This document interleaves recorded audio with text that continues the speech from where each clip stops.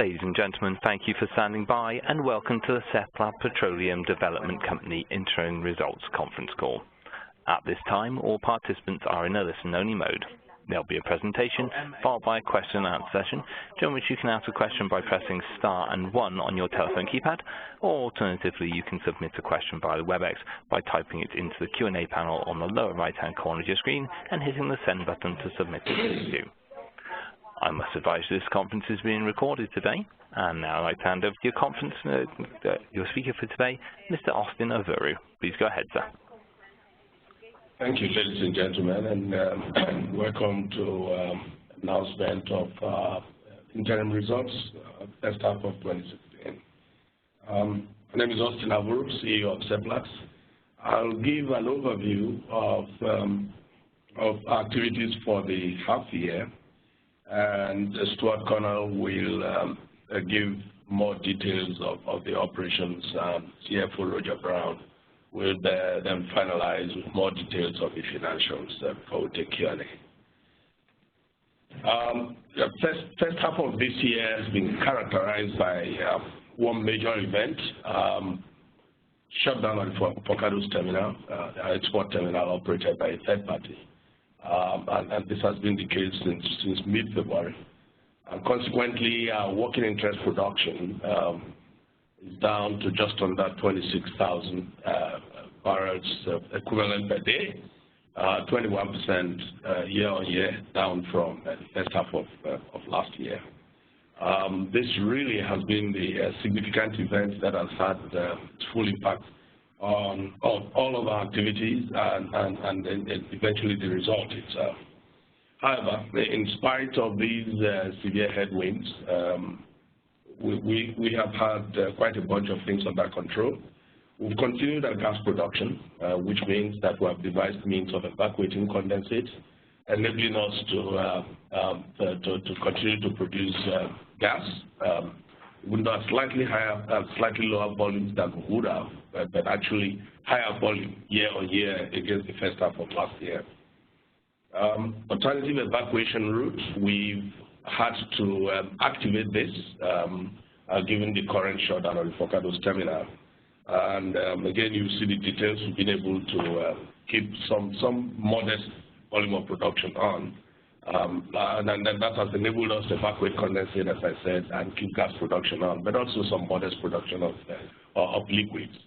And then for our gas business, we've continued to OBEN gas phase 2 with the plant expansion is on track, and we currently, as you know, do when everything is okay, 300 million scf of gas a day. By the end of the year, that processing capacity is going to go up to 525 million scf of gas per day. So that's smart on track. And we've also made progress to substantially reduce our receivables. We've actually gone into some firm agreement with government, where NPDC will directly pay all the cash calls that are due for 2016, for year 2016. We've also agreed firm steps to ensure that cash calls from January 2017 are paid on schedule, and also provision to eliminate legacy debt up to date. So we have this firm agreement signed with government, and therefore we think more than any other time the receivable situation has we brought it firmly under control. So, although, as I said, Roger will give you the details of the financials, I'm going to scale back CapEx substantially. Just as we said, we had to do that again. Clearly shows, our flexibility to be able to react to these headwinds. So not just scaling down CapEx substantially, but also reducing almost across board all our headline costs. So although, as I say, although 2016 to date has proven very challenging, but the fundamentals, the underlying fundamentals remain very strong, and our long-term position of maximizing production and cash returns remains our emphasis, and we are on track to achieve all that. Essentially, to summarize, given these difficulties we have seen, even our planning going forward, emphasizing three key things. diversifying the geography of production, build even more redundancies than we have done in our export facilities, and also continue to build our gas business to the point really where our gas business on a standalone basis will be a company making business. So those are the summary fundamentals. I'll let Stuart give the details of the operational details before Roger gives the financials. Thank you.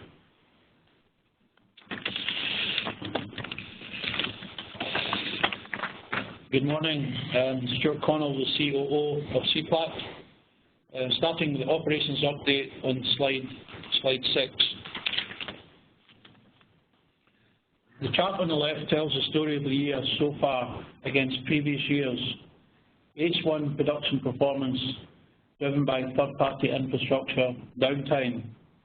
Average working interest production H1 2016, 25,695 barrels of oil equivalent per day. Liquids production down 51% at 11,526 barrels of oil per day. Gas production up 59% at 85 million standard cubic feet per day. Working interest production run rate prior to the terminal shut-in was around 52,000 barrels of oil equivalent per day, ahead of the previous guidance. Continuity of gas production to supply the domestic market was achieved in H1, albeit at managed levels, driven by condensate handling constraints. Full year 2016 guidance of 41,000 to 48,000 barrels of oil per day, set by the company in March, is no longer valid. Full year guidance will be reset and communicated once force majeure is lifted and exports are resumed from the Forcados terminal. Moving on to slide 7, Phase 2 expansion of OBEN gas processing plant. Phase 2 expansion comprises of the installation of 75 million standard cubic feet per day gas processing modules. The new processing modules arrived in country with installation and commissioning work set to commence shortly.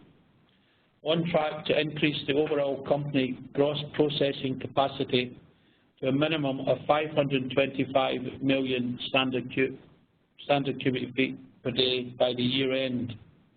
We're also planning to install a further 2 times 50,000 barrel condensate storage tanks to provide additional support for production endurance in the event of export pipeline interruptions.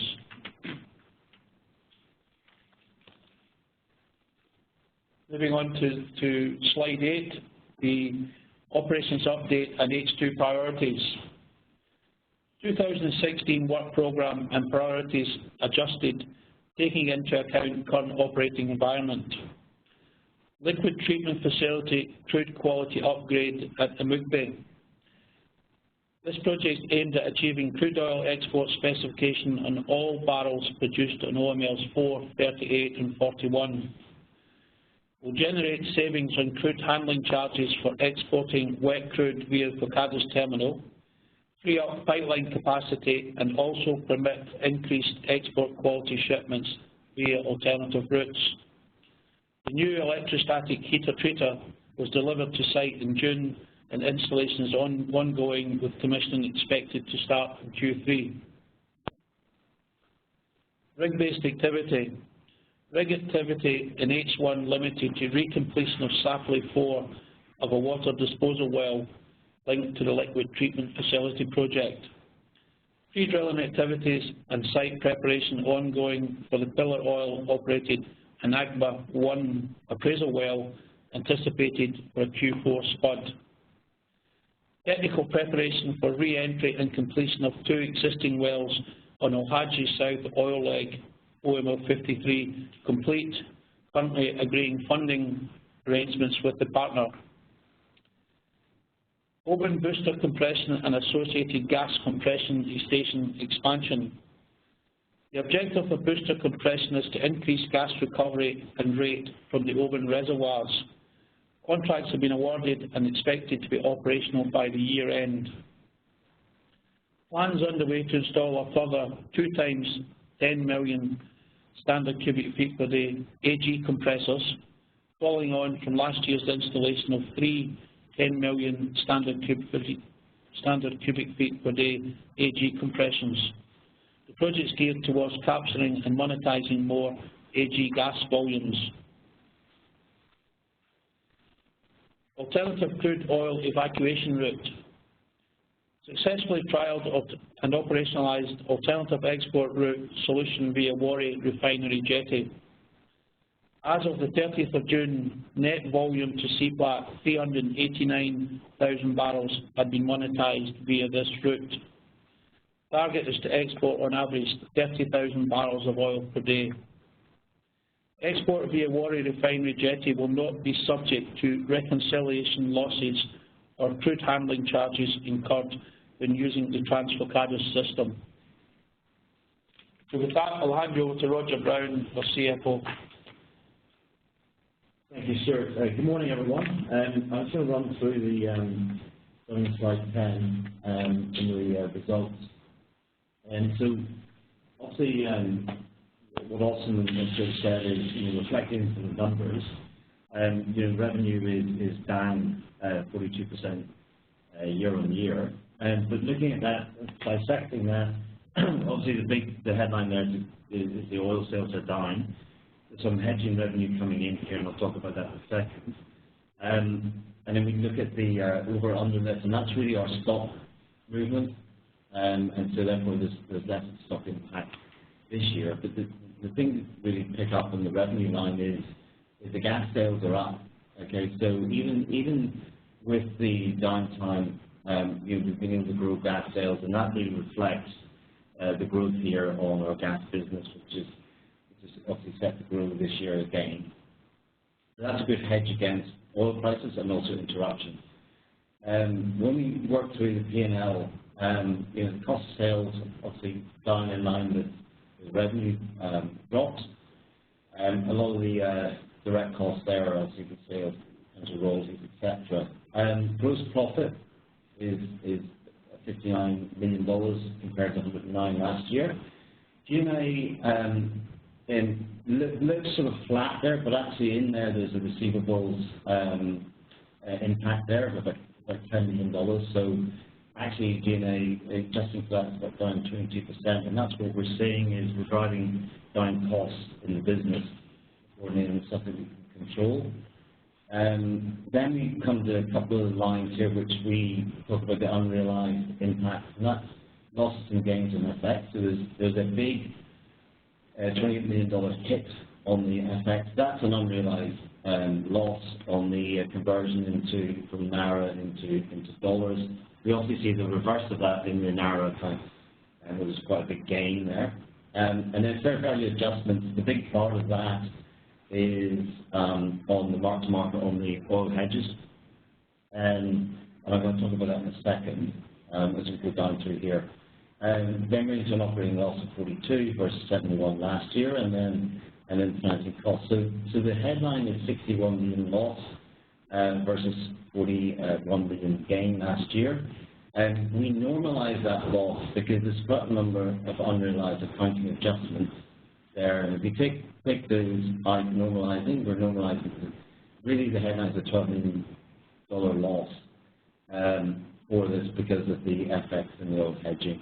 The hedging is actually, we took in terms of the hedges, the H1 hedges made us out of a 10.3 million gain. Because we have to do a mark-to-market, last year we had to book a forward mark-to-market valuation of those hedges. And so we booked a slight loss, and there's about 3 million, and then we're valuing the H2 hedges forward, and because of the oil price assumptions there, we're actually looking at diminution, but of course you don't know. Next slide, please. Looking at the financial summary, then the first thing is the capex incurred there is down from 68 to 17, and this highlights our business, that our ability to adjust discretionary capex to reflect the conditions. So we're really scaled back there. A lot of the capex spent is really focused on the gas business, a lot of infrastructure We didn't drill as many wells as we tried to hold production flat. The cash flow for working capital at 42, and then cash flow after working capital. You can see there the impact of the receivables balance. So with that, we're going to talk about in a second. The receivable balance is trending downwards, and you can see that in the cash flow working capital effect. Down to the debt, and the debt, you know, our headline gross debt at the minute is 778, 514 in the 7-year term loan, and 3-year in the revolver. Three-year revolver is 225. Cash and cash equivalents of 180. They're slightly higher today. We've had a couple of cargoes sold, so that's coming in above 200 today. And reported net debt is 598. The debt itself, we have a slide in that anyway, but I'll talk about it here. The debt, we've gone to our term debt holders and really looking at what we predicted in 2015 when we first did this book. So if you look at the average life of a 7-year facility, we were looking at 3 years payback. We've gone to our debt providers and we've asked them to consider reprofiling, so not restructuring and not tenors and anything like that, but really look at the reprofiling of that principle and to bring it much more onto an annuity style basis. So it doesn't create a credit issue. It's more about profiling that with a repayment profile. And that's really to reflect the fact that we've had force majeure, we've had downtime, etc. So that's in discussions at the minute. In the results, we're saying that really our target is to have that in place during Q3, and then that would then really take us probably to the end of 17 on a more evenly balanced profile. Hedging, we remain hedged in 2016. You know, the 3.3 million barrels in H1 have paid out. We've made about 10.3 million gain in that. The 2.7 million barrels in H2 at 40. We remain to see what happens with the oil price around that. Next slide. And then we look at the cash reconciliation, and a lot of our focus at the minute is clearly on liquidity and managing cash flows. So you see the cash at 226 at the start of the year, and then dropping to 180. And the big bulk of that is actually loan repayments of 122, and then interest. The interest in the loan itself is about 41, and the net interest that you can see is 15. So a lot of the cash flow is in servicing debt at the minute, and obviously that's why we're in discussions with our lenders around that. But you know, it really requires our lenders to approve it. So you can see at the year end we're 180, and that, as I said, it's gone up post year end. What we like to do is we like to have our target is to have $100 million of free cash flow. So we have restricted cash here as well, about 100, and we like to have that sort of as a cushion as we go through our business. Next slide. Then looking at the CapEx expenditures, and you can really see the adaptability of our business. So, you know, 2014 we reported earlier that you know, we had a very heavy year in CapEx, 321, that's our share. A lot of that's drilling wells. The benefit of drilling these wells in 2014 is that we're able to, once we're up in production, we're able to usually maintain that production. And we also invested a lot in our gas systems back in 12, 13. 15 we scaled back, we talked about that. We went down to 8 wells, we had 23 wells in 2014, and then you get into 2016, and we're really scaled way back in this. So this target, at the minute we've targeted, we had 1 water injection well, but actually a lot of the spend here is on the gas infrastructure, and we'll see that in the second half. We're not guiding. We have $130 million of CapEx. But until force majeure is lifted, just read that we will scale back CapEx, and we will move ahead with CapEx plans when we can see more visibility on oil production. Next slide. So a lot of our time is spent on talking about receivables, and the trending here is actually from if you look from quarter to quarter, there's a trending down here of a receivable balance. What we talk about is receivables started the year 491. The headline receivable here is 42, and then we have quick handling charges and offset that 58, so it's 344. That's a trending down. We have been in discussions quite heavily with government. Government's plan is to make the 2016 cash flows current, and therefore we've had notifications for government to do that. And then it's about the legacy 2015 and earlier balances. Most of it is actually in 2015. So we have a new protocol with agreement with the government, and what that looks to do is allocating some volumes to 7 Energy. So we're looking to get 100 million in 2016, and then 2017 onwards, we have an understanding protocol with 7 Energy, where we will have allocation of volumes to us to monetize going forward. So we expect that balance to come down. We're still holding on to the government's share of gas revenues and the balance. Next slide. So just to summarize, before we head back to Q&A, the snapshot is that with our gas business in a new diversified leg to our revenue stream, we're looking to expand that de-linked to oil price, and that's really giving us a long-term stability of the business. And we're going to look to ramp that up. And it's really what Austin's talking about is alternative export routes to monetize the liquids and manage the downtime. And manage our liquidity position. We have a discretionary work program, and that's identified in how we cut it back. But really, it's about getting a long-term position with our lenders, which are supportive to us in terms of reprofiling this principle. Key partner here is the government, and it's really to reduce the legacy balance as well as keeping the cash flows current. And just to sort of summarize, we are remaining the fundamentals, and we're trying to adapt our business to deal with the challenging operating environment. Okay, so I'm going to hand it back to Kay. Thank you very much, and hand it back to the organisers for Q&A. Thank you. As a reminder there, if you would like to ask a question, please press star and 1 on your telephone keypad.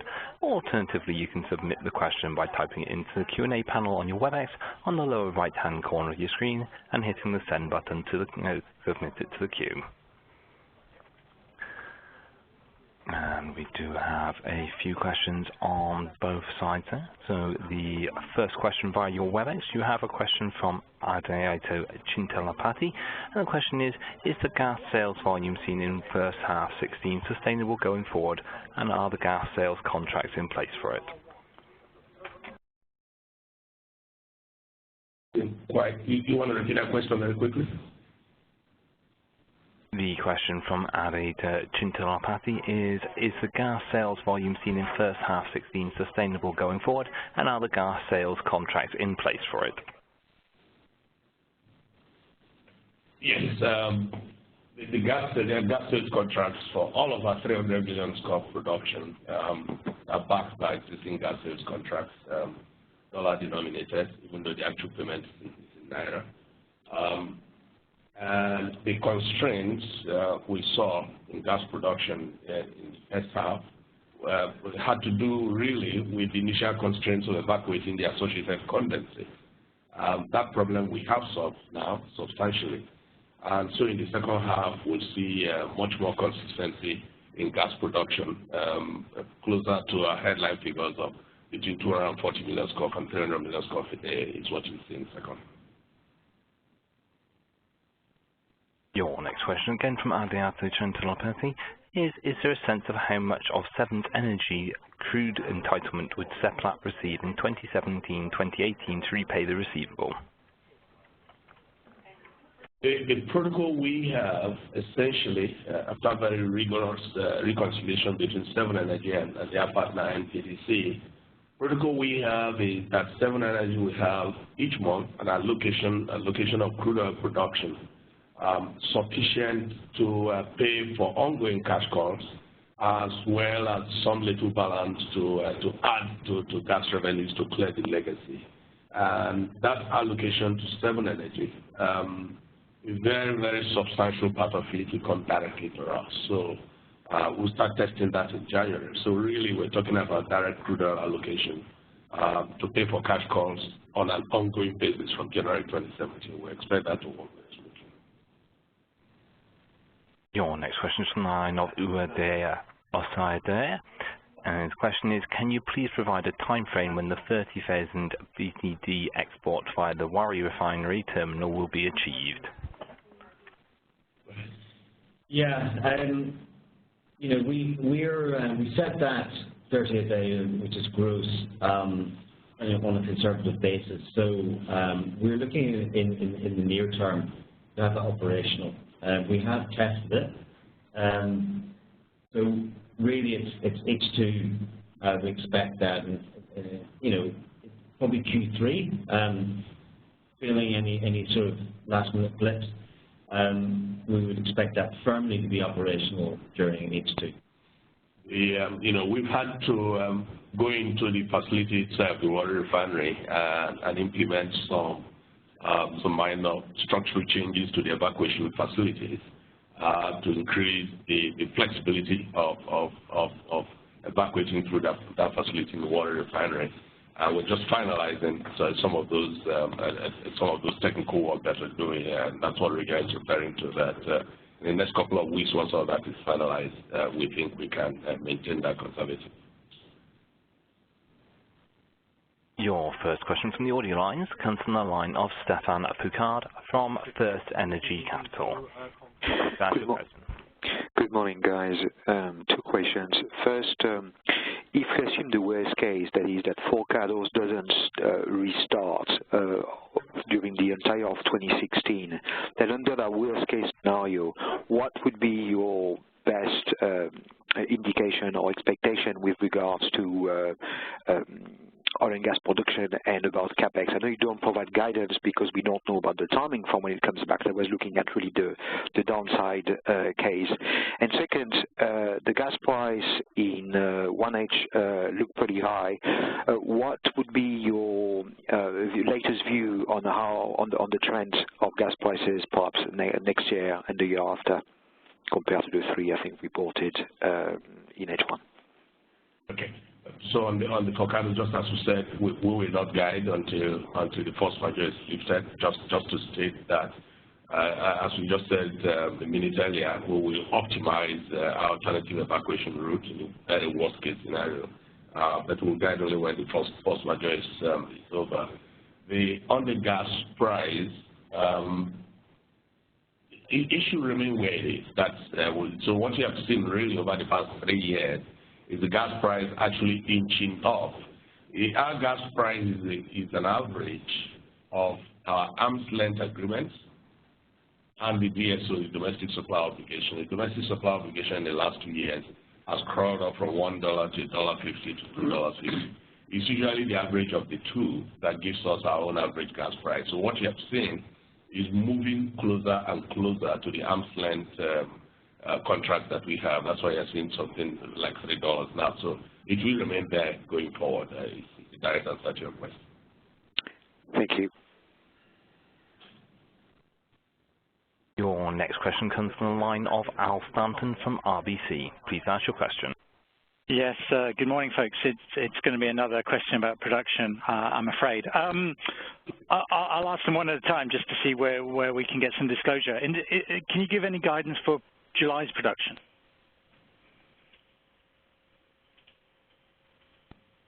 We will not.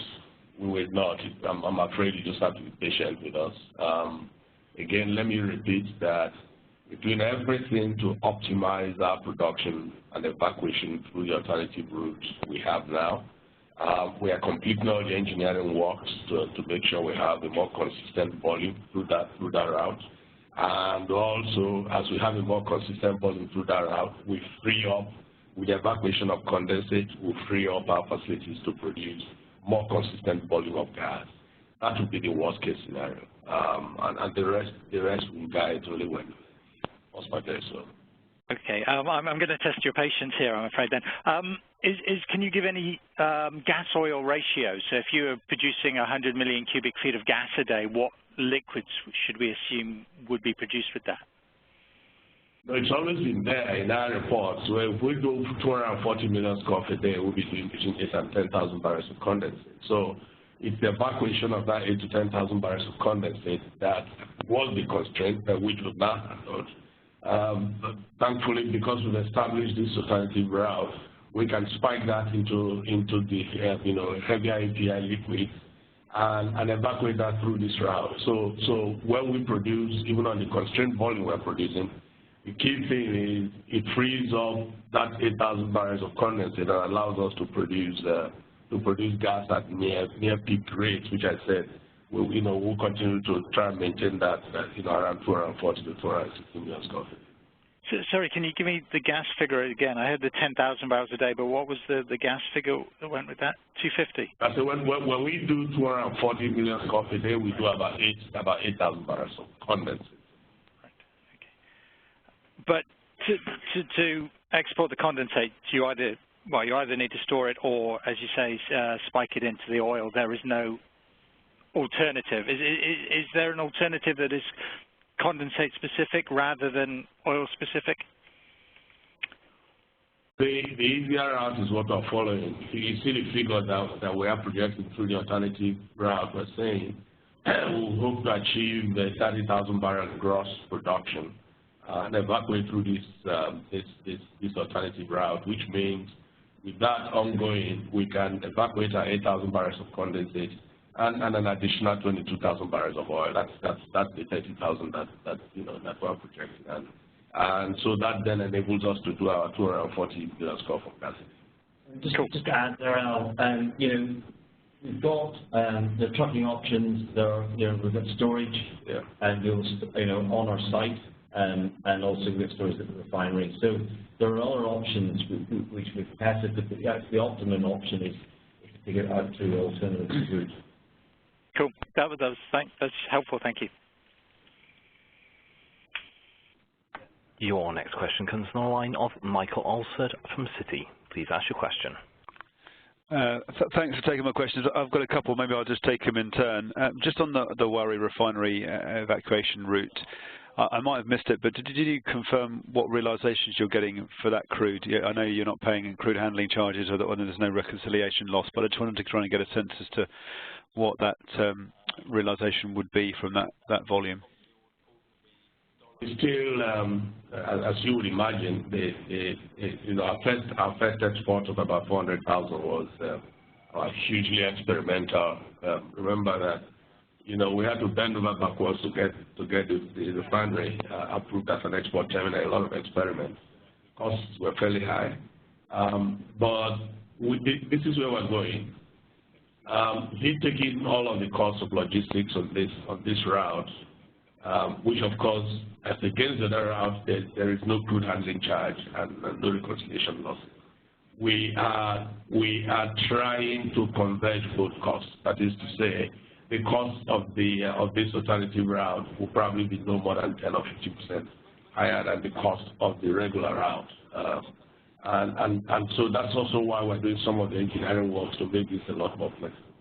So that once we establish that, even from a cost point of view, then it will be the case that either route we take, there will be very little commercial difference. Okay, that's helpful. And then just my second one, following up on that, you obviously, I appreciate it's a very difficult sort of to give guidance on production, but can I just get a sense on cash flow? So you obviously mentioned that, which is great to see that you've got a new protocol with NPDC, and you'll obviously get additional 100 million, I think it was that you were saying around the for the legacy cost. I'm assuming that from the Wari export, you will be able to therefore, while it's 30,000 gross, you'll be able to take most of that volume net to Seplat in terms of cash flow terms. Is that fair?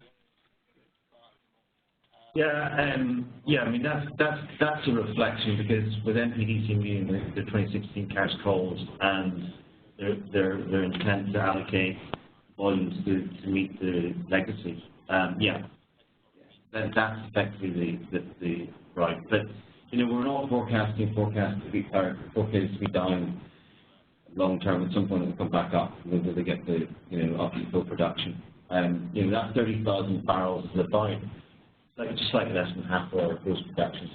But you're right in your assessment.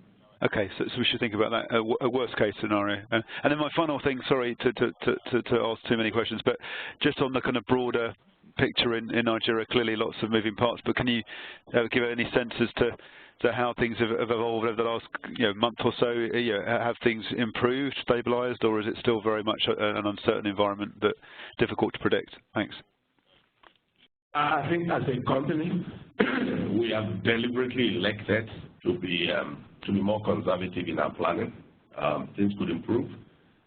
Government keeps telling us that they are actively engaging with the troublemakers to secure peace finally. But we're not throwing our hands in the air waiting for all of those results to plan what we'll do going forward.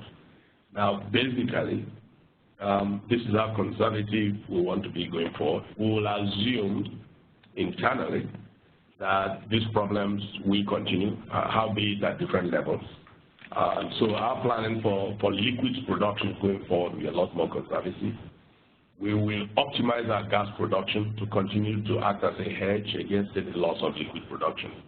And then we want to diversify our production geography so that whatever happens in one side of the Niger, the river Niger, if it's a problem in the west and it's peaceful in the east, we'll have some production in the east to hedge against disruptions in the west. So that's our three-pronged approach. Plus, wherever we go, even as we try to establish production in next year in the east, we will deliberately build in redundancies for exports, which means where we have two possible routes for exports, we will make sure that those two routes are in place, even if we have to spend a little more on facilities. So that's how conservative we tended to now plan going forward, so that if peace returns, then that will be a piece of cake for us. Great. Thanks for your answers. Your next question comes from the line of Temelet Aduraja from RenCap. Please ask your question. Hello, good morning. Thanks for taking my call. My first question is on production, unfortunately, again. And I just wanted to know if you give guidance on 2Q16 production numbers, what it was. My second question really is, I saw that as at 30th of June, net volume was 389,000 barrels. I just wanted to know over what period was that production from the Wari refinery. And my last question really is on the Transfocados pipeline. I just, do you have any, how far has it gone? When do you think it's going to come back up? Do you think it's going to be for the rest of the year? I just want to know what Seplat is thinking about the situation. Thank you. Okay, I'll take the Transfocados. Rick, I will take the earlier two questions. Transfocados, it's as we know, that's where there's force majeure, and we understand that the repairs are ongoing and engagement with militants also ongoing. So the force majeure situation remains, and we'll just take it whenever the force majeure is lifted. We'll take it from that point, and that's why we are not providing guidance on H2 production until force majeure is lifted. When it's lifted, then we'll reset our overall annual guidance and guidance for H2. Yeah, I think that probably answers you. I mean, Q2 we're not coming out with guidance for that. You can look at the gas production figures around that, and you can look at the overall oil average. In terms of your next question,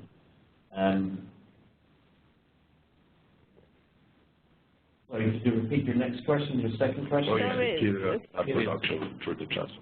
Yeah, so on the 389,000 barrels, well, look, it's a trial, right? So I mean, it's around about 10 days effective, right? Slightly more, a little bit more than that, but you have a lot of interruptions, a lot of approvals. You know, you're trying to create something which has never really been done before. So when we look at the 30,000 gross, that, as you said earlier, was you know, our view is a conservative, achievable number there in terms of the daily production through that. I don't think the trial really reflects the reality. When do you expect to get to this target of 30,000 barrels per day gross? And again, we've been asked that question on this call. You know, we obviously target rates too. You know, we are doing some infrastructure upgrades in around the jetty and also around the terminal itself. So we're predicting we'll get up that in H2. When in H2, you know, it really depends. You know, if we've got it straight through, it should be Q3. If something happens that we are unforeseen, then it could be Q4. But certainly in H2, we'll be up to this level.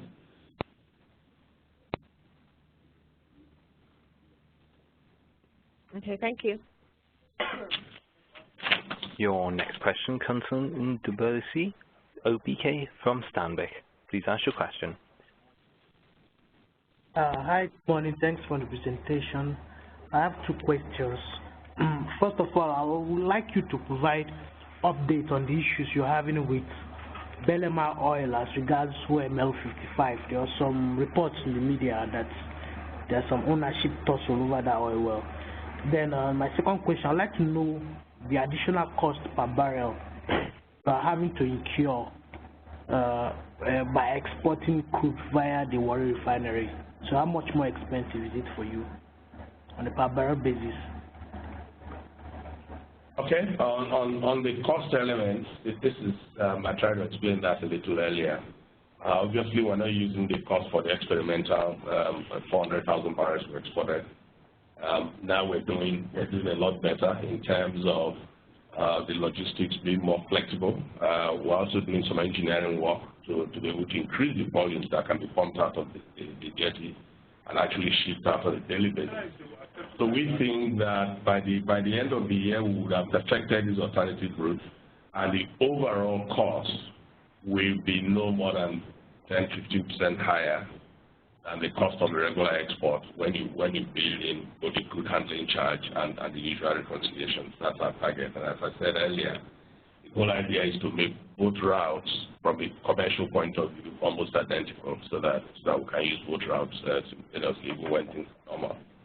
On the Belema oil, that is correct. We've always provided recall that when we took over the Chevron assets, there are two of them. OBEN 53, which belongs to Seplat, and OBEN 55, which Seplat is in partnership with Belema oil. And Belema oil has raised issues about how much control they want to exercise in terms of what their roles would be in operating the assets, and a few other issues that they raised. These are being handled on two fronts. There is litigation ongoing, and I think even more importantly, there is also intervention as we speak right now at the highest levels of government agencies, NPDC and DPR, and I think we should come to closure quite quickly on that, on essentially the both operational and commercial structure going forward between us and Belema. That's really what it is.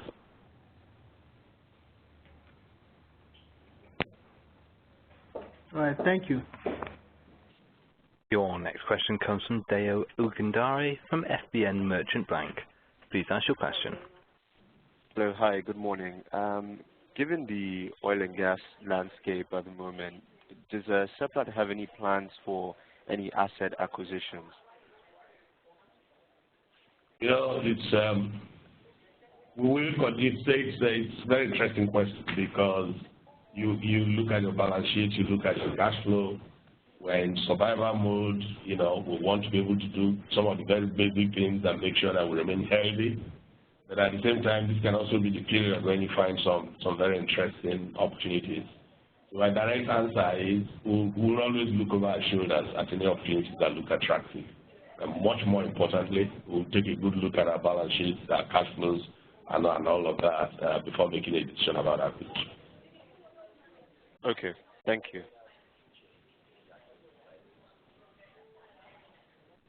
Your next question comes again from the line of NPDC OBK from Stanbic. Please ask your question. Hi, I have some additional questions. First of all, the discussions you plan to have as regards the 7-year facility, have you modeled what impact that will have the 7-year facility? You say you're going to speak with the lenders. Okay. So have you modeled what that net impact will be on your, assuming the discussions go favorably, what will be the net impact on your finance cost?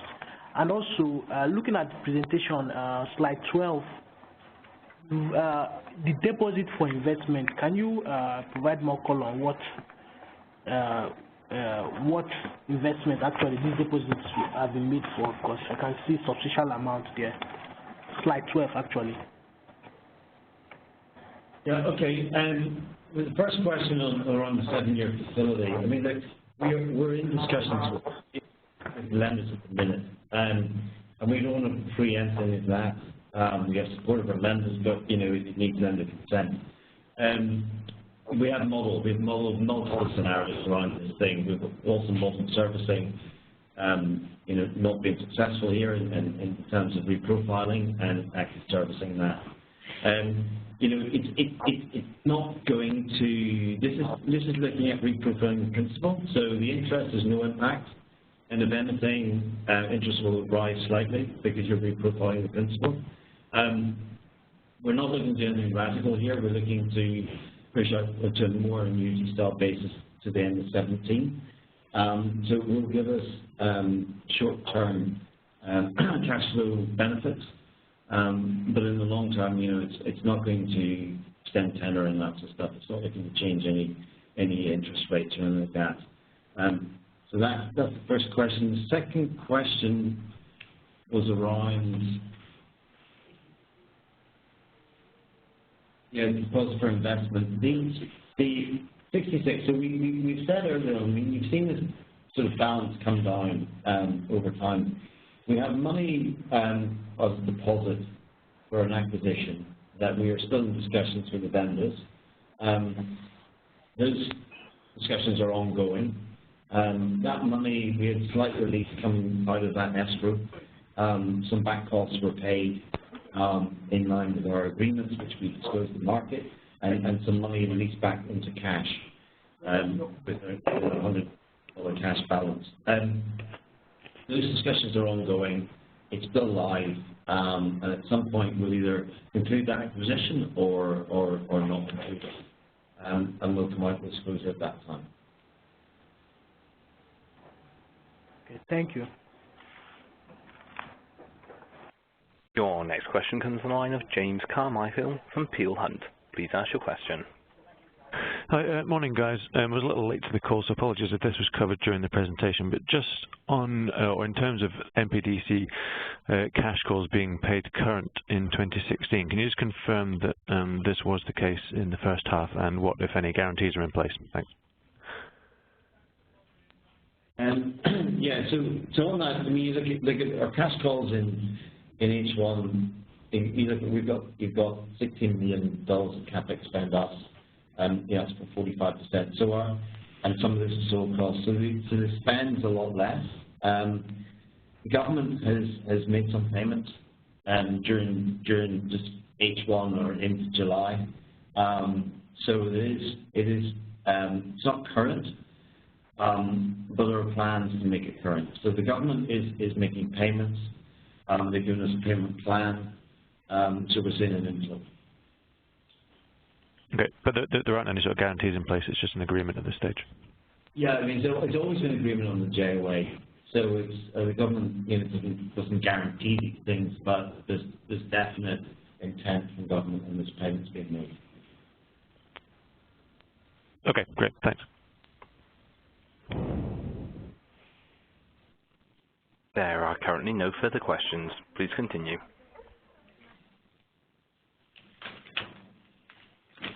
All right, thank you very much, ladies and gentlemen, and we'll see you in Q3. Thank you.